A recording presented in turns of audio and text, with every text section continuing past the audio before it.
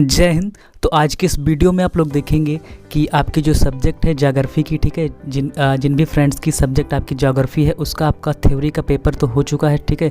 लगभग सारी यूनिवर्सिटी में आपका पेपर हो चुका है। अब यहाँ पे आप लोग देखेंगे कि इसका आपका जो ज्योग्राफी ऐसी सब्जेक्ट है जिसका प्रैक्टिकल में भी इसका जो है क्वेश्चन पूछे जाते हैं, ठीक है। आपका एग्जामिनर आते हैं, आपके जो है स्कूल में एग्जामिनर आते हैं कॉलेज में, और वहाँ पर क्या करते हैं, वाइबा के कुछ क्वेश्चन होते हैं जो कि आपसे पूछते हैं। तो यहाँ पर मैं अब जो है आपका वाइबा के क्वेश्चंस में आपको बताऊंगा कि किस टाइप के क्वेश्चंस आपके यहाँ पे पूछे जाते हैं। तो ये पहली यूनिट है आपकी मानचित्र, ठीक है। इसमें मानचित्र के बारे में कुछ थोड़े बहुत क्वेश्चंस हैं, ठीक है, मैं इसके बारे में बताऊंगा। फिर इसमें 4 यूनिट, टोटल 4 यूनिट है। ये फर्स्ट यूनिट के क्वेश्चन जो मोस्ट इंपॉर्टेंट है वो आपके सामने यहाँ पे रखे गए हैं। बाकी की जो सेकेंड यूनिट होगी, थर्ड यूनिट, तो इसके बाद आपका वो भी बताया जाएगा, ठीक है। तो यहाँ पर आप लोग देख सकते हैं कि ये जो आपके क्वेश्चंस हैं कौन से हैं, वाइबा वाइज क्वेश्चंस हैं, यानी कि जो भी एग्जामिनर पूछता है आपके जो है कॉलेज में, ठीक है, किस टाइप के क्वेश्चंस पूछेगा। तो यहाँ पे सबसे पहला क्वेश्चन है जो आपकी स्क्रीन पे क्या कह रहा है कि मानचित्र किसे कहते हैं, ठीक है। मानचित्र यानी कि कार्टोग्राफी, व्हाट इज़ कार्टोग्राफी, तो कार्टोग्राफी किसे कहते हैं।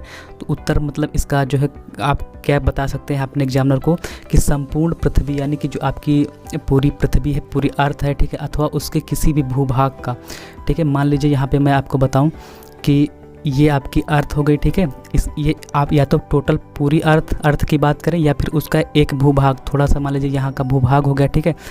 उस भूभाग का मतलब जो भूमि है, ठीक है, उसका परंपरागत चिन्हों द्वारा समतल कागज पर, एक आपने समतल कागज ले लिया, ठीक है, समतल जिसमें कोई भी उबड़ खाबड़ ना हो, ठीक है, समतल का कागज जिस तरह का होता है उस कागज पर क्या करना है, कुछ चिन्हों द्वारा, ठीक है, कुछ चिन्ह होते हैं इस प्रकार से। आप लोग मैप देखे होंगे तो उसमें हर चीज़ का अलग अलग चिन्ह होता है। चिन्हों द्वारा समतल कागज पर आनुपातिक प्रदर्शन मानचित्र कहलाता है। आनुपातिक का मतलब जैसे कि यहाँ की आपने मान लीजिए ये ऑस्ट्रेलिया है, ठीक है, तो ऑस्ट्रेलिया इसका जो है टोटल मान लीजिए इसकी जो है मानचित्र पर टोटल इसकी जो है आपकी जो यहाँ पे इसका भूभाग है वो मान लीजिए आप जो है मान लीजिए 2 एकड़ है, ठीक है। कितना? 2 एकड़, ठीक है। केवल मैंने ऐसे लिया क्योंकि 2 एकड़ तो बहुत छोटी ज़मीन होती है, ऑस्ट्रेलिया बहुत मतलब उससे बड़ा है।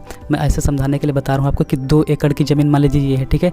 तो अब आप जो है कागज़ पर जब इसको प्रदर्शित करेंगे तो 2 एकड़ का कागज़ तो आपके पास होगा नहीं, तो क्या करेंगे, इसको पैमाना एक मानेंगे कि हाँ 2 एकड़ बराबर 1 सेंटीमीटर या एक जो है 2 सेंटीमीटर, जैसा आपको मानना हो, तो फिर उस हिसाब से आपको यहाँ पर मानचित्र तैयार करना है, ठीक है। तो उम्मीद करता हूँ समझ में आ गया होगा कि मानचित्र क्या है, कि संपूर्ण पृथ्वी, पूरी पृथ्वी अथवा उसके किसी भूभाग पर कुछ चिन्हों द्वारा, परंपरागत चिन्हों द्वारा समतल कागज पर आनुपातिक प्रदर्शन। जो आनुपातिक का मतलब यही है कि मानचित्र की दूरी और बटे वास्तविक दूरी, मानचित्र पर कितनी दूरी है और आपकी वास्तविक दूरी एग्जैक्ट, मान लीजिए आपने मानचित्र पर दूरी जो है आपकी 2 एकड़ है और वास्तविक दूरी आपने 1 सेंटीमीटर मानी है, ठीक है।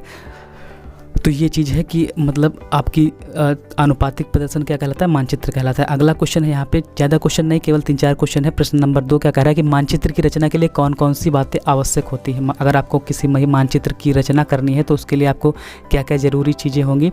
तो मानचित्र की रचना के लिए आपको सबसे पहले एक मापक स्केल लेना चाहिए, ठीक है। मापक का मतलब स्केल होता है। प्रक्षेप और परंपरागत चिन्ह एवं रचना विधि आवश्यक होती है। क्या क्या चीज़ें?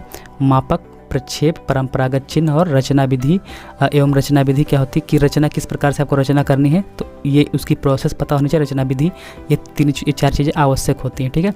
अगला क्वेश्चन यहाँ पे आपकी स्क्रीन पे 3 नंबर क्या कह रहा है कि मानचित्रों का वर्गीकरण किस आधार पर किया जाता है। मोस्ट इंपॉर्टेंट क्वेश्चन है आपके सामने, ये पूछ सकता है एग्जामिनर कि मानचित्रों का वर्गीकरण जो है किन आधारों पर किया जा सकता है। तो इसका 4 आधार पर किया जा सकता है। मापक के आधार पर, एक तो स्केल के आधार पर, एक होता है पर्पज बाई पर्पज, उद्देश्य के आधार पर, और एक होता है आपका स्थलाकृतिक लक्षणों के आधार पर, ठीक है। और एक आपका चौथा है रचना शैली के आधार पर कि किस प्रकार की रचना शैली है, और बाकी इसके अलग अलग टाइप होते हैं, ठीक है।